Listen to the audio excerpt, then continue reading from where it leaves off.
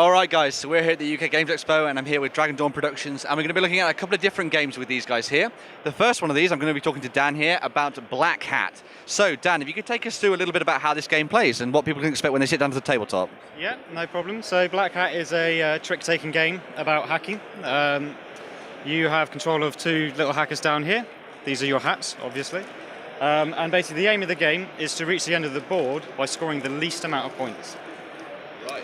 So the way the game works is you start with 10 cards.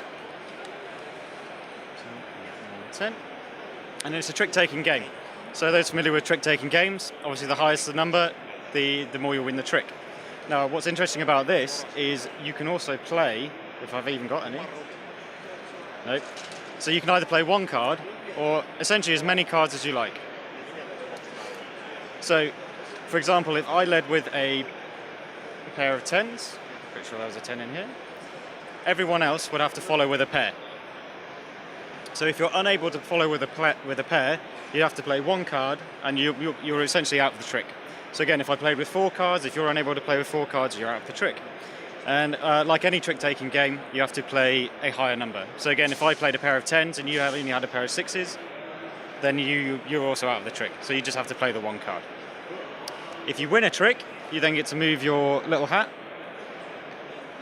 So for example, I moved up here. For example, if you were playing white and you won the trick, you always move 1, but you can jump a hat.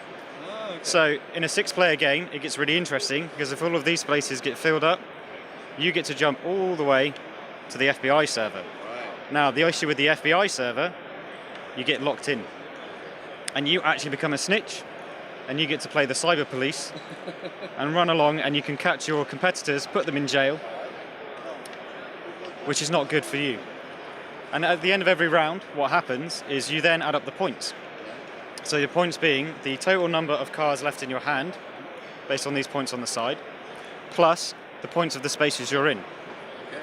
So these -1 spaces are obviously really good because they reduce your score. Yep. The jail, not so good because it does your 5 score. Yeah.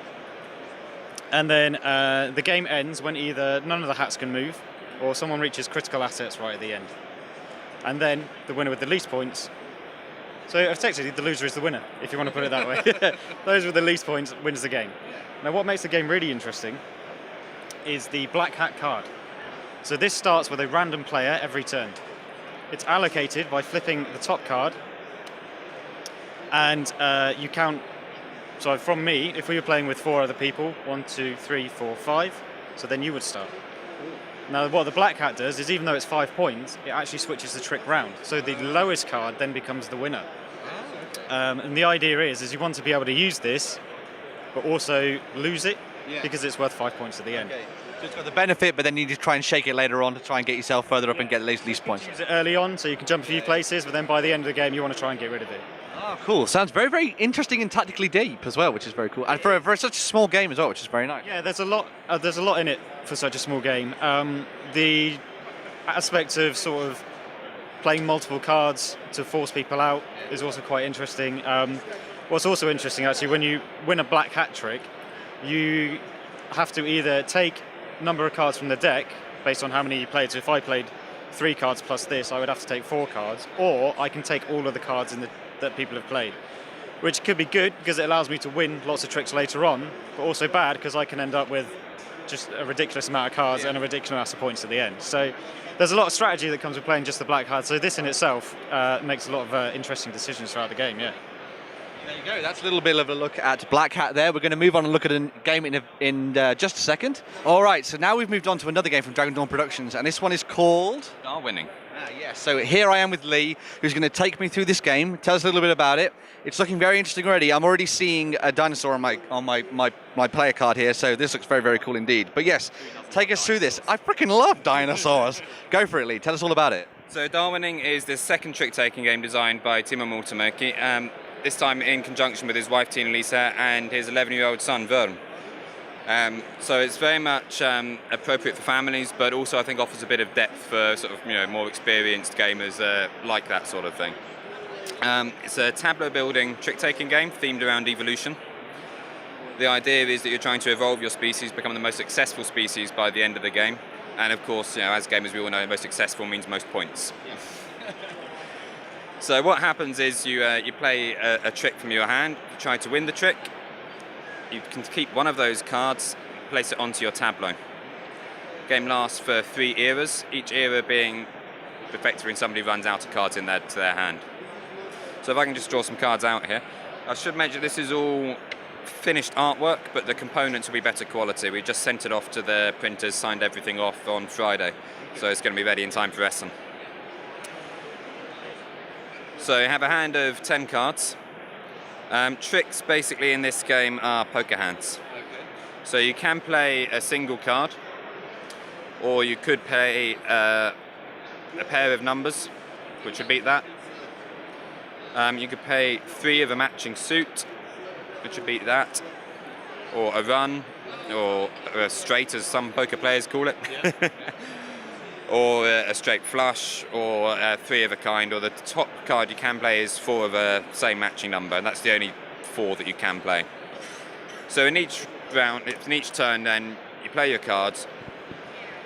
You keep 1 card from the trick that you played to add to your tableau. And that can be played onto your tableau in a variety of different ways. So on the right of the card here, we've got this little symbol in an egg. So you'd put that to the player board there, and that's going to increase your population by 1. The next thing at the top of the card is this little symbol here with the plate and the knife and fork, and that slides in at the top there, and that's going to move you up on the food chain. So you end up with a nice situation at the end of the game where the amoebas are eating the dinosaurs, and it can be quite fun. The third thing you can do with your cards in your tableau is to add these extra environment symbols. They go onto your tableau there, so you're adding up, building your species can evolve in extra environments. And what that means is at the start of each round, these environment cards are drawn. There's 5 in the first round, 4 in the second, and 3 in the final round. So there's fewer environments you can feed in as you go through the game. At the end of each round, you have to feed your population. If you don't have enough food, you lose 1 population, never more than that. And by the same way, if you have surplus food, you grow by 1. And you can also, certain people, if you're above them on the food chain, can eat the players below them. And if you do that, you give them a bite marker. If they get 2 bite markers in a single round, then you can lose 1 population as that way as well. But you can only ever lose up to 2 populations, so you're not getting completely hammered. The final thing you can do with the card is the big picture, which is also sort of iconed at the bottom there. And you can add that to your tableau, either covering up one of these starting powers or playing at the bottom there. And at the end of the game, you score points based on your position on the food chain, your population, the number of environments you can survive in, and also the traits that you play. So you'll notice the number that were used for playing the tricks at the start of the round. They will also score points. Oh, okay. Not the absolute value, but if it's a number under 10, it will score you 1 point. If it's a number above 10, it's perhaps a slightly less powerful trait, but it's going to score you 3 points. So it might be worth that trade-off, particularly towards the end of the game. Okay. Yeah, so that's fantastic. The thing that really struck me with this as well when I was first looking at it is you've got some very nice tongue-in-cheek artwork with this as well, which is really cool to see. Like I've got the little hedgehog here standing up as well. Got some fire-breathing lizards and all kinds of things like that. We've got this crazy little creature over here. That's amazing. So yeah, it's a nice little fun, awesome little game there. I'm loving this thing as well in the middle. It's a really cool idea for this food chain ability. And this fancy, you're going to have all the creatures attacking each other and stuff like that. And I like the idea that we're taking something as familiar as something like poker and then using those hands and that kind of idea as a mechanic in the game as well. So yeah, very cool indeed. Well, thanks very much for having the time to come around and talk to us about it. This is Lee talking to us through this game. We're also going to be moving to another one very, very soon. And yes, we'll see you in a swipe. All right, guys, we're now back with Dragon Dawn Production. I'm sitting here with Timo, who's going to take us through this awesome-looking game here. Tell us what the name of the game is, and take us through a little bit about sort of how this plays. Yes, this is Perdition's Mouth, the first edition of it, and this is 1 to 6 player dungeon crawler, fully cooperative, maybe more cooperative than most of the other cooperative games. No game master, no dice. We call this a Euro-style dungeon crawler because it implements, for instance, this rondel mechanics. Not only 1 rondel, but actually 2 rondels, hand management, a little bit of deck building, and so on. It's very fast to learn and to play. Typically 1 round takes, say, 6 minutes. Setup time is very quick. It's a dark horror fantasy. and we have implemented quite a few of things that we felt that increases the feeling of realism. So in this game, your heroes are actually vulnerable, and they can be wounded and even grievously wounded, and that really does inflect your game. It's typically played as a campaign, so you have several of these maps. And for each map you have several different scenarios that you can play, and then in the end when you go to the deepest dungeon you will find the demon that is not in here right now, it seems. It's in the box. He's a dastardly demon hiding in the shadows at the moment. Yeah, anyhow, when you meet the demon and kill the demon and still one of your heroes exits, that's how you win the whole game. Typically it takes something like 45 minutes to 2 hours to play a single scenario, and as the box comes with 30 scenarios, a little bit more than that, so then you should have plenty of playtime. Yeah. Sounds absolutely fantastic. So how would things work in a general game round? So if you were just going to show me a sort of like a snapshot of the game turn. Yes. So let's assume that we use Niffle as an example. Niffle has 8 action points, and Niffle is right now here in aimed shot. So let's assume that Niffle would be interested and place him here. If Niffle would like to, for instance, try to kill this guy who is now wounded, that would mean that he would need to go to some other attack type activity. So as he was here, move doesn't allow any kind of attack, so this is 1 point. This is full, so you don't need to count points, so still 1 point. But attack is right here. So only 2 points, because each spoke is 1 point. So 2 points to move here, out of his 8. That's 6 points left, and he boosts then uses the remaining action points to boost his attack. You get half of those points converted to attack, so that's +3 to his normal 2. So now he has 5 points in attack, and the enemy sheet is here. So enemy has a defense value of 2 plus 1 of these small cards. Let's assume that I don't want to spend any of my own cards, which I could, to boost up my attack. I assume that this is high enough.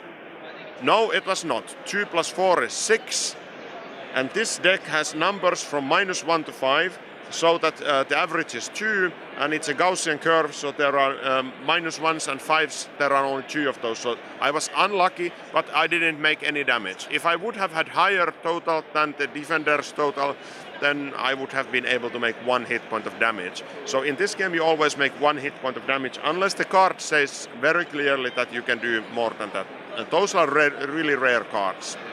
So you're saying this has got a very heavy cooperative element to it, so and that bases around the rondel and how that works and things like that. Not only that, because the numeric values are something that if the heroes are close by, like this, if I would now want to help the other hero with a numeric value, say with this agility, I would be able to help Simma, because they are like adjacent, diagonally adjacent. Then I can actually give the 1 point directly to Simma. If there is 1 square in between, it's 1 minus 1, because there is 1 square in between. If I would have a higher number, say 2 plus the small card, so in this case this would be +5. Even then this sort of situation would still make a lot of sense, because I would be able to give 5 minus 1. 5 minus 2, 5 minus 3, and so on. So the closer the heroes are, the more effective the aiding is.